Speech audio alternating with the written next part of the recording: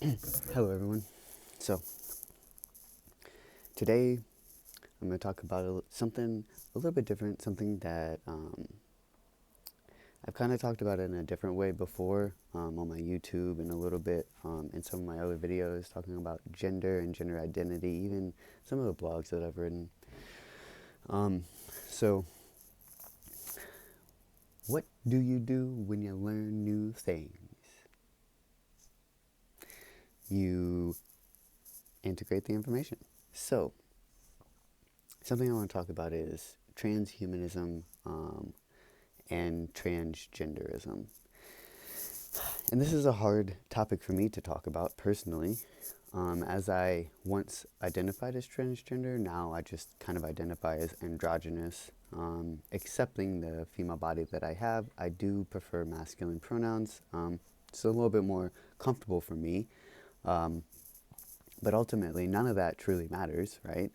As it is just descriptions of it's just a way for other people to know how to perceive us.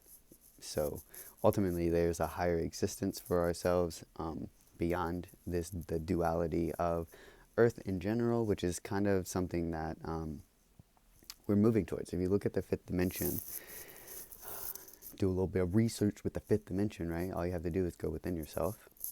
You find that when you unify the masculine and the feminine, we each harness this energy within us.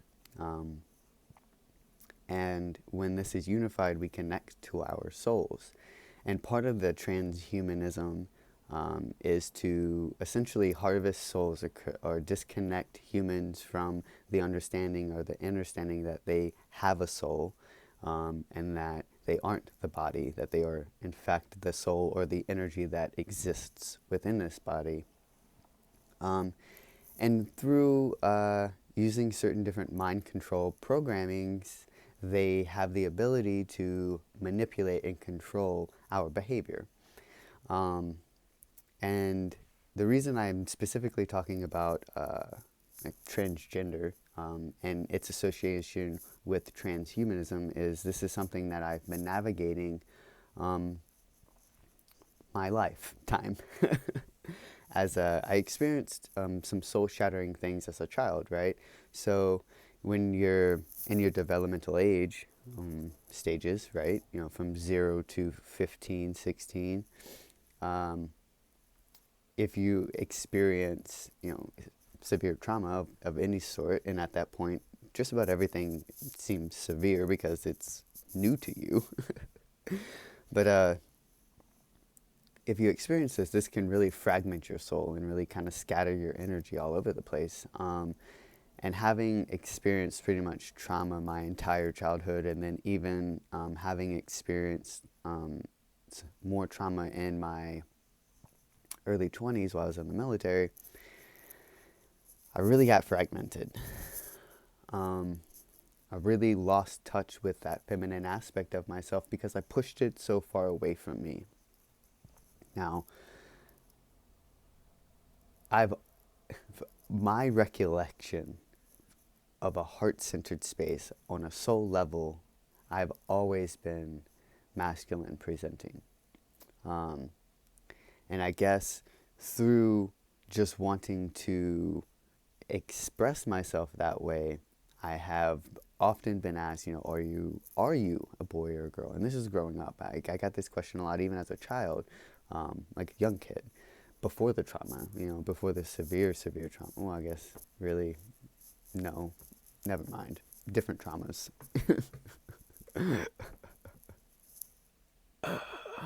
My ears ringing. But anyways, this is just parts of my experience that I've been working with here recently, just really trying to clear some ancestral energy and some ancestral trauma surrounding being androgynous. If you look up the word androgynous, it actually, and hermaphrodite, they actually have different meanings than what we associate them with. So that's also something else to think about. But anyways, I'm going to read this little snippet for you. I can't really post the link in the description because you can't click on it. But unless they've been updating Instagram and YouTube, I can because this is going on YouTube. Okay, so I'll post a link to these pages that I'm reading and kind of where I got the information from. All right. Now remember, I'm sharing this because it resonates with me. So if this doesn't resonate with you, don't take it to heart, you know. This is just kind of like information that's helped me kind of figure out the imbalance within myself. So I wish that by sharing what has helped me find balance within myself, that I help you find balance within yourself, maybe sooner than the last 29 years. So yeah. The fundamental basis of transhumanism concept is that the AI downloaded into the scientific human mind, sourcing from the psychotic, sociopathic, negative alien, and satanic forces, serves their quest to survive and achieve immortality by hijacking human consciousness and ultimately possessing the human host body. Transhumanism is a school of thought that seeks to guide us towards a post-human condition, which literally means to guide humanity to exist in a state beyond what is considered human. My dog gets really wily when I start touching energy. Where was I? Yeah. Transhumanism enthusiasts are told they can be anything they want through the means of technological, surgical, or medical association. Transhumanism and transgenderism are used to further promote the death culture's intended agenda to destroy the heart and soul, the compassion and empathetic divine human being, through the intended annihilation of the true essence of both the masculine and the feminine. Essentially, this is ultimately about creating artificially intelligent hybrids or cyborgs to replace the organic spiritual consciousness of humans, but those people that remain totally unaware about the reality of the negative alien forces, soul anatomy, and multidimensional orientation. So what I've been recognizing is a lot of the information that I've been getting is like teach, and I'm like, what do I teach? And what I've recognized is that, you know, by being present, you are teaching. Each moment that you connect with someone, whether you're aware of it or not, you're connecting not only in this physical dimension, but you're also connecting on a higher dimension. That's where your soul exists. So as we remember that we are not this body, that we are in fact this soul, and this energy moving this body comes from a higher dimension. My dog is just really happy to play. This higher dimension. And so we are actually very complex beings, and we have been mind controlled and manipulated for a very long time. And it's time for us to wake up to the truth of who we are, to our authenticity, to our essence. And that's kind of why I'm talking about this, because and this is where it starts to get a little wild, right? Like, I had visions of if I kept going on hormones and I got top surgery and I got, you know, bottom surgery and stuff that kind of aligned with the medical transition of being transgender, female to male, I saw that I was literally cutting pieces of me off. So think about this. If your body, your mind, body, and soul are connected, if you start to manipulate your body, would you not then manipulate the mind and the soul? Because they're interlinked. And that's pretty much what they were showing me. They were showing me, like, hey, by removing your breast, by removing that, essentially removing those organs, because it's fat tissue, but it's also like, it's a way for you to nourish, get like life that has been given. So it's like it completes a cycle, if that's what you're meant to experience here on earth. But even if you aren't going to physically have a child, or you don't think you're going to physically have a child in this body, right, that is still a part of your temple, a part of your portal, right? Our bodies are portals to this dimension. They're a gift to this dimension. This dimension is a gift for us to experience. This is, in fact, heaven.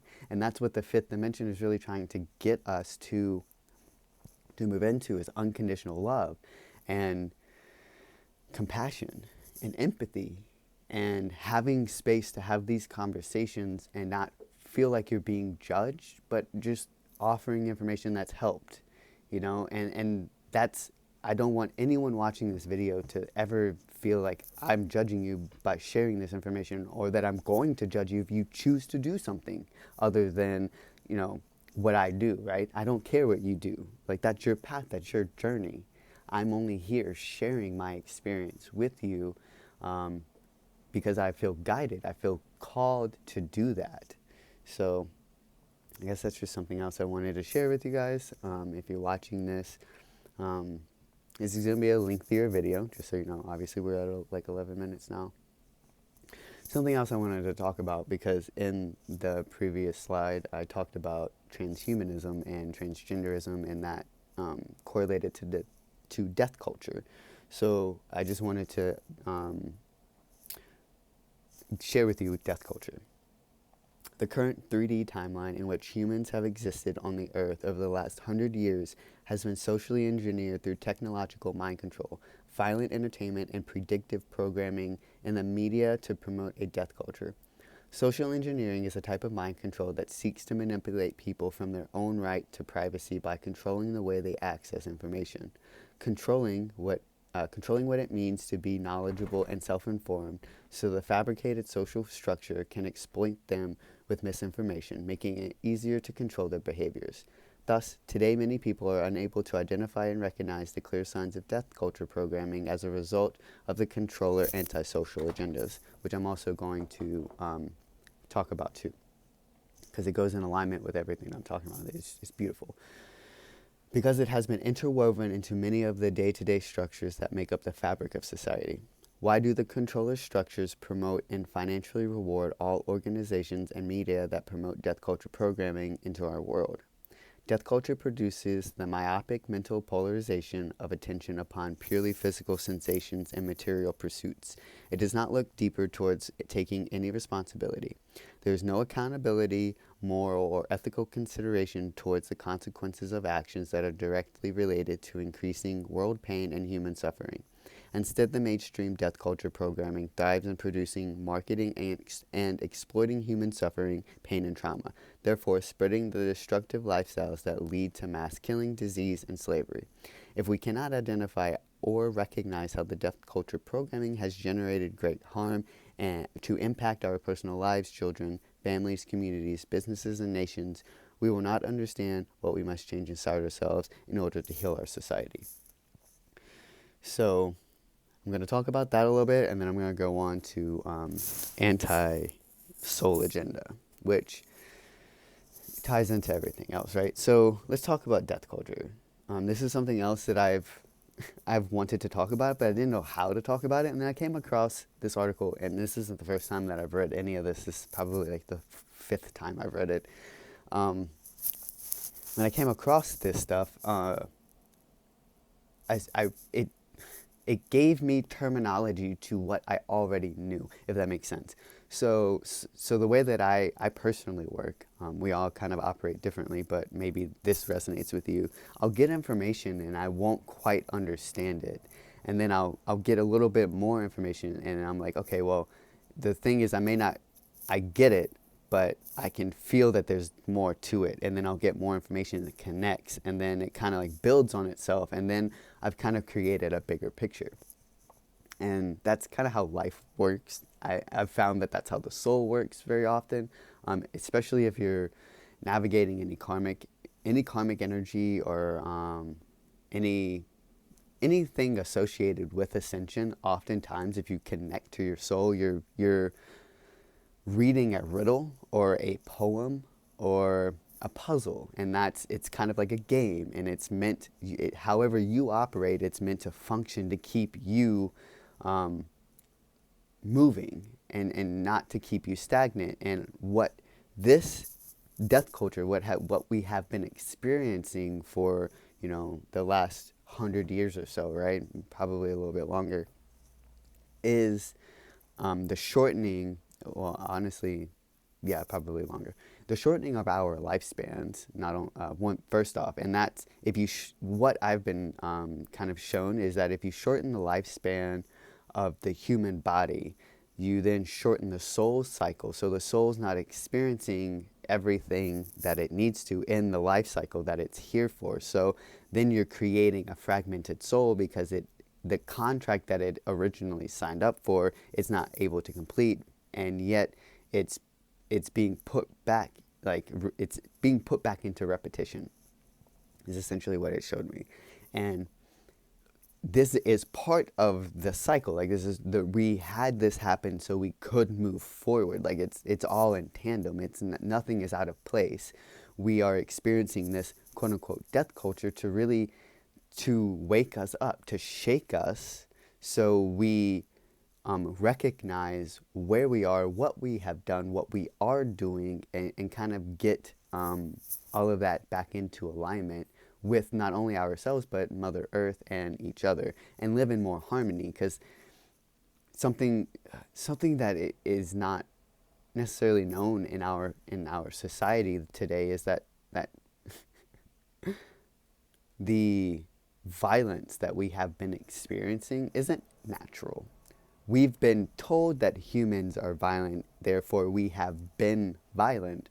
But are humans truly violent? Because I know on a very deep level, I am not. I do not like violence. I do not like to have to be forceful or have to be that type of way. There is some times when it is fun, and it depends on the situation. But talking about like taking something from someone that isn't yours, or just how we are pretty much destroying ourselves, right?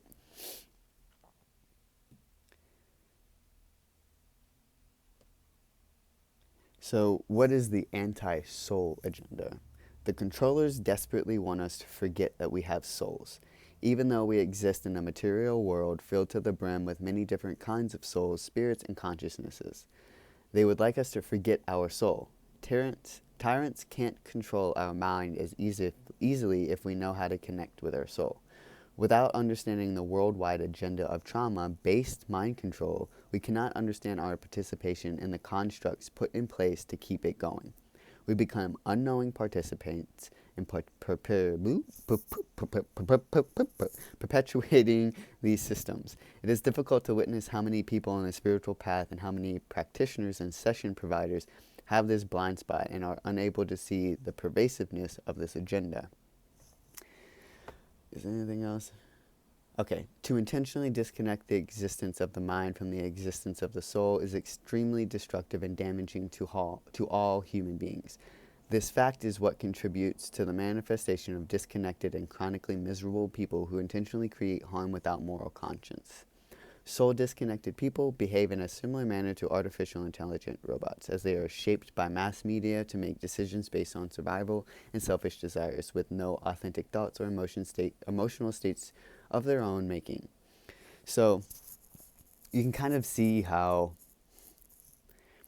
it's so beautifully woven into the fabric of what we have been experiencing that most of us don't even know it's happening. And Scorpio season, which is part of the reason why I'm making this video, we can't hide from these things anymore. Like there's no way around what is going on, like there's just so many things that you're just like, what? Like, did this really happen, or is this really happening? And my biggest example that I love to bring up is you look at this election, which the election's a hot spot. Look at this election. Who's running for president? How many choices do we have?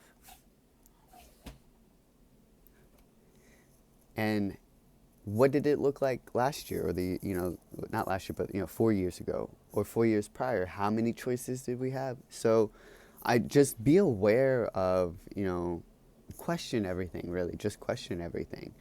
Think about it.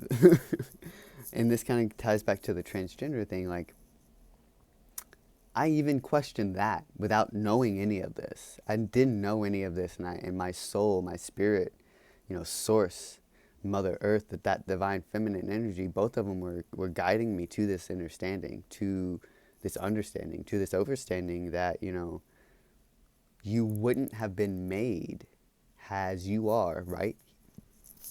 Like you are right now. You wouldn't have been made that way if you weren't meant to be made that way.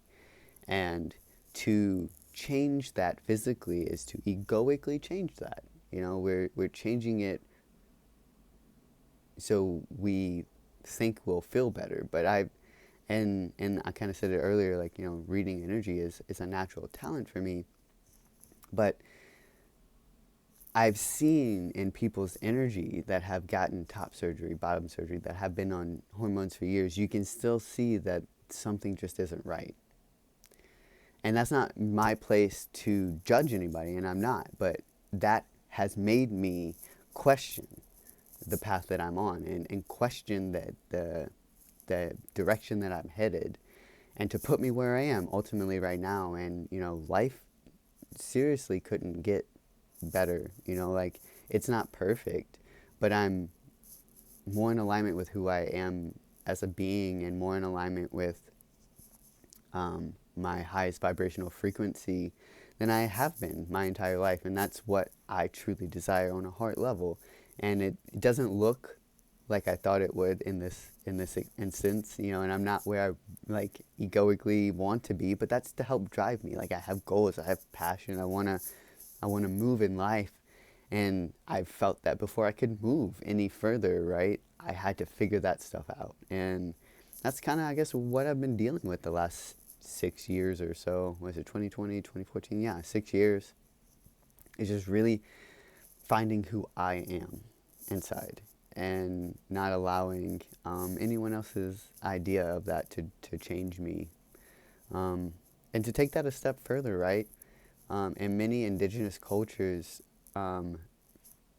beings like myself, or potentially like you if you're watching this and navigating a similar journey, we are highly revered as individuals. We have a very unique connection to the divine. And there's more to us that is trying to be controlled. And that's a lot of why transgender has been created. It's a human construct, just like gender is. Gender is just something that we've created to identify what we're looking at.